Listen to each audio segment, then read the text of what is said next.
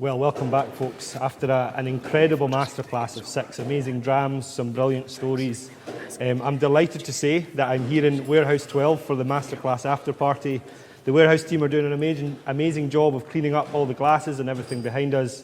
And I'm delighted to say that I'm going to be joined by co-founder of Bruichladdich Distillery, Mr. Simon Coughlin, Lynne McEwan of the Bruichladdich marketing team, and the man of the moment, if he's here, the one and only Mr. Adam Hannett. Yay! Here he is. Hello, folks. How are we doing? Yay! Good. How are you? Good job, Adam. Oh, thank you very Super much. good. I feel like a different person from what I was 2 hours ago. So that'll be Masterclass number 7 for you? Number 8? Yes, 8, I think. Nice. Well, 7.5. Yeah. I just did 1 dram on Jim's last one, so Nice. Yeah. Nice. I enjoyed the addition of sharing, as if this sort of thing couldn't be difficult enough, but I thought it went really well. It seemed like a good idea at 3 o'clock in the morning 3 days ago, so yeah. Yeah, well, it all went fantastically, and we've had some amazing comments coming through, lots of brilliant questions, and as I said earlier, we'll try to get through as many of those as we possibly can. Quick shout outs though to the folks joining us. We've got a few in Germany, as we would always expect. We've got people joining in from Amsterdam and around Europe, but I think a special shout out, and where's my glass? Usually have this closer, but a special shout out to the person who's joining us in San Francisco. Oh, yay, well done. 5 in the morning, maybe. Good on you. Wow. So we'll have an extra one Dedication. just for you. Yeah, exactly. I like that. So Adam, if you don't mind, we'll start with a couple of questions for yourself. And Okay. I think this one's very apt because you talked about going back the decades and talking about future generations and where you started. Somebody asked, wasn't Adam portrayed in the tin of the PC6 in That's right. 2007? Yeah. So we did, I think the PC5 when it was first launched was Jim. And then the next series, the PC6, was Mashman, Stillman, engineers, all that kind of thing. So yeah, I was on the tin with PG. Nice. We were both Mashman at the time. And then there was the warehouse guys. We had Grant and Andy, and that was quite funny because Grant's about 6'7", Yeah. so his head was kind of cut off at the top. We needed a litre bottle for that one, I think. But That was a GTR release. that's the one. That's the one. Yeah, but yeah, that's right. That's right. Yeah. Fantastic. So yeah, we're here. We're in Warehouse 12. We had this was the first of the drams on the Masterclass. So this is Rock and Roll release 2.1 for this year. It will of course be supplemented, I guess, by a second release, which is a Port Charlotte. So in the point of view of the liquid, Adam, can you tell us a little bit about what exactly is in here? Yeah, so again, it's 2006 vintage, so both whiskies are the same age, 2006. With the Bruichladdich, we've gone for kind of bourbon and that Sauterne cask, which is kind of classic, and then kind of adding a little bit extra with the Sauterne. With the Port Charlotte, again with that smoke, I've always found that if you use, it can stand up to a bit more kind of sherry and kind of wine cask influence, so that dried fruit and kind of coming through. It's absolutely beautiful dram. The two of them kind of contrast each other with a heavy peat, no peat, light kind of spirit dominated flavours, and then more from the cask with the Port Charlotte. So Excellent. yeah, that's Very it. nice. I've not yet tried this one, so I look forward to. Oh, we can open it now if you want. Lynne, I'm sure a few people have wondered, where do these shapes and all the amazing colours come from for all this stuff? So what is the thinking behind that exactly from your point of view? I'd like to know the answer to that. Oh, yes. So for the Bruichladdich and the Port Charlotte, first of all, massive shout out to Daniel Roy, who is in our design team. Daniel Roy is an Isla High School boy, just as we're all Isla High School as well. So he's a good Ilach and went on to the Glasgow School of Art. So he designed both the bottles here, and what he was trying to do, many of you may know James Brown of Octomore Farm, where we get some of our barley from and where we get our water from. And when he's having a wee dram, he says to you, would you like a wee sweetie? So Daniel had this in his head going, oh, a wee sweetie. So the Bruichladdich, he took the colours and everything from sweeties and sherbets and everything like that. And then the Port Charlotte, again, the colours are much more Port Charlotte. So this was inspired by the kind of licorice stone. So still in that sweetie thing. But actually the shapes, there is the barrels there is the condenser tubes there. So everything has a meaning behind it. But we've just given it that rock attitude. So well done, Daniel Roy. Yeah, and here's the Bruichladdich as well. Yeah, with the, amazing. The amazing colours, and I think the aqua is a good Yeah. backdrop for I can the take really it. funky colours on there. It's really nice. Adam, back to you. All right, Again, yes. you can probably imagine most of these are aimed at you based on the masterclass and whatnot. I was hogging the limelight there. Yeah. This Again. one's slightly away from the content of the masterclass, but we had a question asking how you select the distillery exclusive bottlings. So what basically makes a Valenche, I guess? Yeah, I suppose it's when you looking through the whiskies, looking through the cask, you find something that's got really good balance or is quite kind of pronounced in one specific style. I think, again, we do so many different things. You kind of want to focus on, the cask type, or you want to focus on a barley variety, or kind of just to highlight the good things we do. So often you go out with an idea of maybe I want to get, a couple of bare barleys or Isla barleys, or, there's some interesting casks we filled back in 2010, maybe you want to kind of look through them, see how they're getting on, but ultimately it's the quality of the spirit. It's good to have all of the great things to talk about, but it's got to be great whiskey. Not every cask is a single cask, they don't always have the balance, so when you find something, again, going through the stocks, you find something that's really interesting, or you find something that's just stands apart a little bit, that's the ones you kind of earmark for a single cask. I guess with a single cask as well, there's nowhere for the spirit to hide. For sure, That's absolutely. it. Cask strength, it's natural. It's the way So it's got to have good balance. It's got to have it just feels when you taste it, and it's got that balance. It's got a bit of everything. That's what you're looking for. And just to elaborate, what we're referring to when we say Valenche, that is these single casks that are only available to purchase for those lucky enough to make it to the island. So some of you may have been here in the past, you may have noticed a couple of casks in the visitor centre in the Laddies shop, you may have even been lucky enough to fill a bottle or two of those in your time as well. That was something that started back in 2001, Simon, back when you were part of the co-founding of the distillery. Did you kind of envisage that to be something that continued and kept on going? Yeah, it was actually, I remember the very first open day, so that was May 2001, we decided there would be a Valenche, and it was a 1970, I remember. Was it? Half one thing. And of course the Valenche comes from like the pipette that you use you draw taking it throughout the samples cask, to draw samples, and we thought that actually a client could do that and fill it. But it was a hell of a mess. I mean, their stuff was everywhere, and so we soon moved to the tap that we now use. And so but it was always, I think, Ireland's not an easy place to get to, and it's even harder now with travel and everything else. It's very, very difficult. So I think it's always nice to reward the folk that have made that extra effort to get here, which is great, by having something exclusive. And of course, it's always changing. And the rest of it. Although I remember back then, I decided to try and buy 2 bottles of every Valenche to keep for my kids. 23 years later, there's nowhere to put them in. We're not going to stop doing it either. So that'll be the next warehouse, which will be in Simon's garden. Just for your exactly. Yeah. Great. Again, there's so many coming through. I know there's one alluding to dram number 4, Right. which had the slight hint of peat. lightly Yeah, peating. yeah. And somebody has asked at what point did we change from being, or certainly in this, since 2001, change from being lightly peated to completely unpeated. Well, what was the thinking behind that? Yeah, so I think that obviously Bruichladdich has always been unpeated. I think 2001, and maybe you'll know more about this, Simon, but 2001, when they were opening, that was the malt that was available had that slight level of peat to it because it was coming from Diageo, from the Portela maltings. So that was what we got in 2001. It was very lightly peated. Of course, the Port Charlotte we made first was heavily peated. And then subsequent years, 2002 onwards, we started working with Baird's malt, and their process, they didn't have that peat in there, so there was basically 0 peat coming through, so it was back to that traditional Bruichladdich, unpeated. Interesting. Yeah. Interesting. Sorry, I feel like we're leaving you out a little bit here. No, not at all. No, I'm enjoying the chat. Yeah. Just sit and listen. So this was actually, we're spoken just off camera there, this was your first masterclass of Adam's. Yes. And you were actually involved in a masterclass, did you say, in 2006? Yeah, my dad is Jim McEwan, who was a master distiller and who used to do these masterclasses till 2015 when he retired. And he said to me in something like this September, next masterclass, Lynne, you're going to speak beside me. I literally didn't sleep from September till May. It was the most nauseating experience of my life, made worse by the fact that he critiqued me during the masterclass. So nobody really wants to stand up beside Jim McEwan. It's not easy to do, is it? There is only one Jim McEwan. So this I enjoyed much more. Sitting, watching the master, enjoying the drams is actually the only way to do it. So yes. I look forward to finding that out one year. What was your favourite?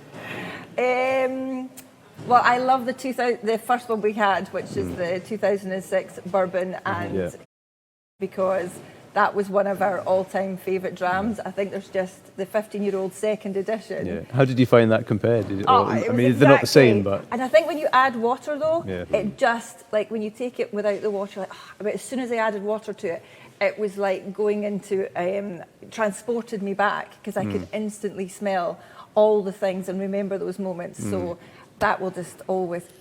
Whiskey evokes memories, doesn't it? And particularly the smell. So that one is very close to my heart. I must say, as a slightly younger vintage myself, I haven't actually tried that 15-year-old second edition. I've heard lots about it. I've heard how iconic it is. Well, so maybe that's we've got this tradition now, which Simon actually started, of just opening some of the best bottles we've got in the shop, much to Ailsa, the shop manager's dismay, I must add. So maybe that should be this year's. Yes. Exactly. Yeah. Well, we are aware. Wait, see how Adam did. Actually, Exactly. was it as good as the original? 6 out of 10. Amazing.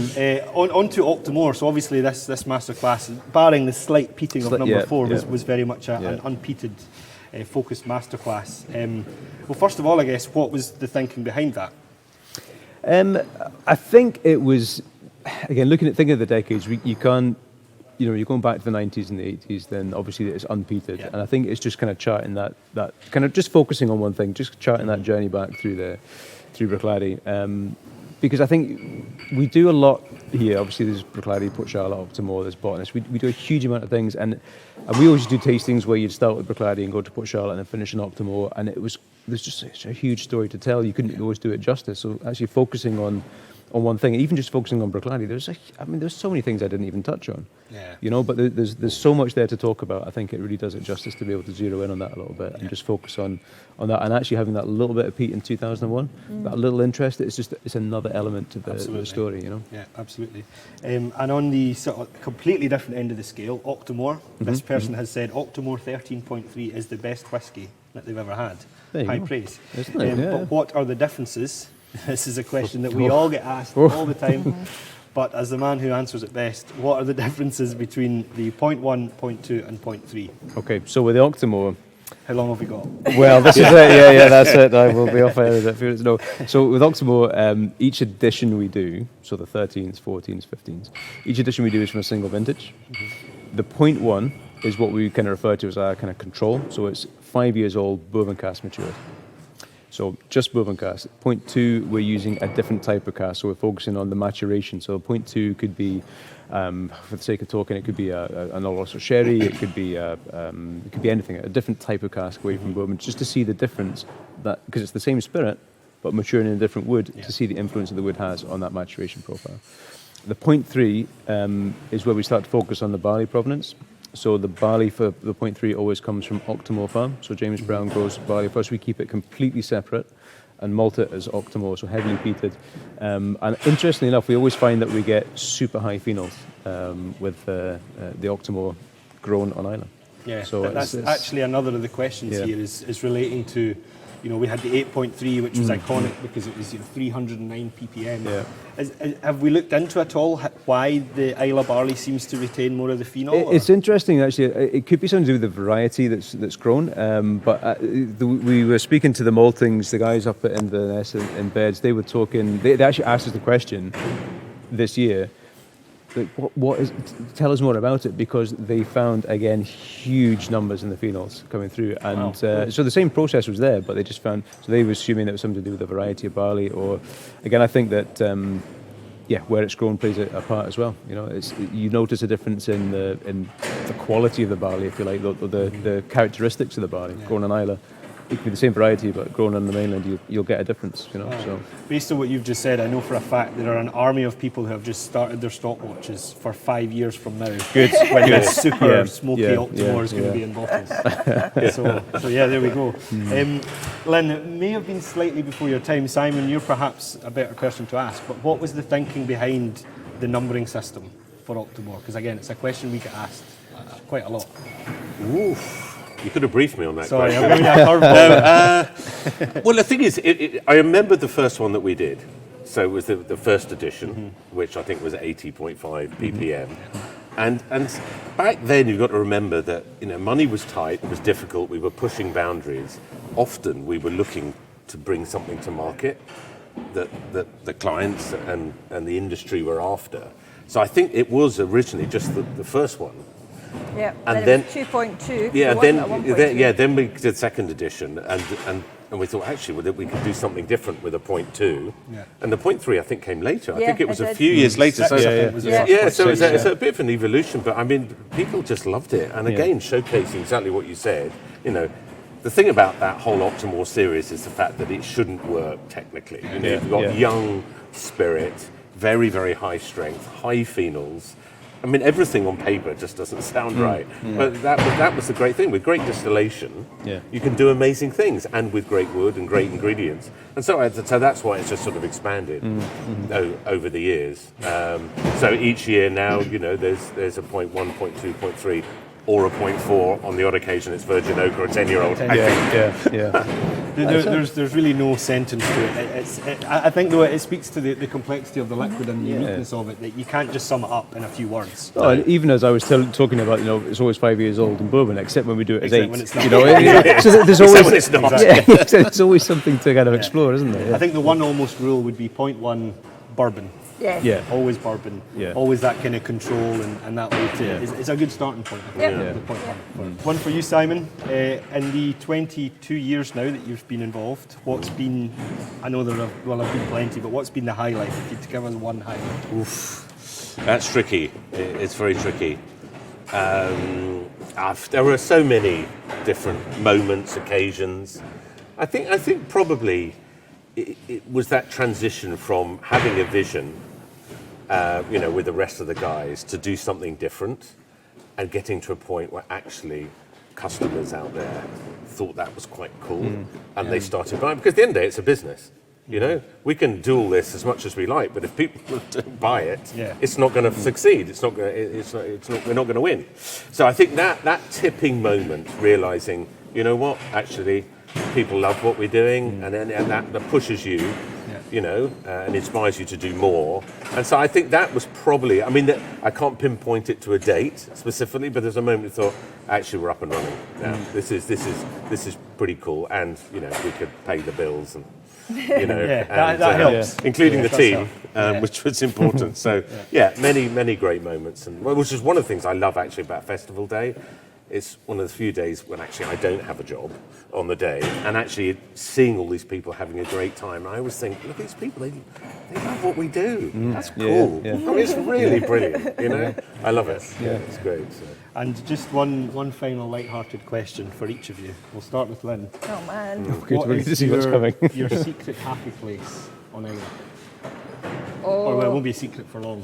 There is, we call it McEwan's Bay. We rename all parts of the island after. So when I grew up, I thought this was McEwan's Bay, but it's actually Sannigmore. There's a beautiful harp-shaped bay. You don't realise it's there. You walk along the grass, and all of a sudden you're looking down the cliffs, and there's a beautiful horseshoe bay there. And you go there, there's never anyone on it, and you run around with the kids, and you go in the water, and it's just amazing. Isle's an amazing place, but that would be mine. Special spot indeed. Adam? Well, I was going to say the same place, but because that's actually Adam's bay. So we had the same thing. As we grew up at Ardnave, and around the point there was all different beaches, and there would be Adam's Beach, Matthew's Beach, Charlotte. We all had things that we thought. So that's quite interesting that we did that as well. But to be honest, I think the place for me. So I live just behind the distillery, kind of 10-minute walk up the hill, and actually, if you keep walking up the hill behind. So I had to walk the dog up there quite often, and you walk up and you turn around and you've got this amazing view. You can see up to Collinsey, up Loch Brunny, you can see all the way across. So I love doing that, going up, standing on the top of the hill and just surveying the territory, just seeing it. It's just incredible. So I'm not sure what the place is actually called. I can give you the grid reference probably, but up the hill basically is fantastic. Lovely. Simon? There are so many iconic beaches and stuff which I love. Actually, I love being at home. When you come out, because we do a lot of travelling, we certainly did pre-COVID, and you're away a lot. And when you come home, I just love it when you get home to Islay. whatever the weather, but on those rare occasions, like just now, we've got decent weather and you can sit outside, hidden from the wind somewhere. Yeah. And I just love that moment because it's so quiet, you know, and it's brilliant, you know. And I catch myself sometimes when you're driving back, you come back, actually you stop and you forget how amazing it is, and you stop and take pictures. I must have pictures of the same view, thousands of them over the different last every time, 23 though, isn't it? years. Yeah. And you take this going, oh, I'm incredibly lucky to call this home. You know? Absolutely. So, yeah. Absolutely. What's yours, Fraser? Mine. Yeah. I actually really like the Singing Sands. Oh. So it's a little kind of hidden beach close to Port Ellen. And as a Bowmore boy, actually, It's a big admission. I probably shouldn't say that, especially not on camera to whoever's watching. But yeah, I really like the Singing Sands. Yeah. Lovely little secluded beach, a bit away from off the beaten path, although a lot of things are on Isla off the beaten path. I think that was a really nice way to end. Yes. Feeling all warm Yeah, and fuzzy yeah, inside. absolutely. I don't know if I'm gonna that's go for a walk the now, 6 yeah. grams in the masterclass, this one Yeah, here, I'm definitely fuzzy. or the chat there. But just to give you guys at home all a reminder that these 2 bottles behind me here will be available for you guys to order. So the ballot for that will open on Wednesday. So if you are eager to get your hands on either of those, get your names into the ballot. Again, it will be luck of the draw. So hopefully, for those of you watching just now, we'll all be lucky enough to get your hands on bottle. But I guess all that's left for us to say now is Slàinte. Thank you very much. Pleasure. Cheers, guys. Slàinte, guys. Cheers, Lynne. Cheers. Slàinte. So Slàinte and enjoy, because Mary McGilvery is just about to get us kicked off on the main stage. Fantastic. Excellent. Great. Cheers. Cheers, everyone.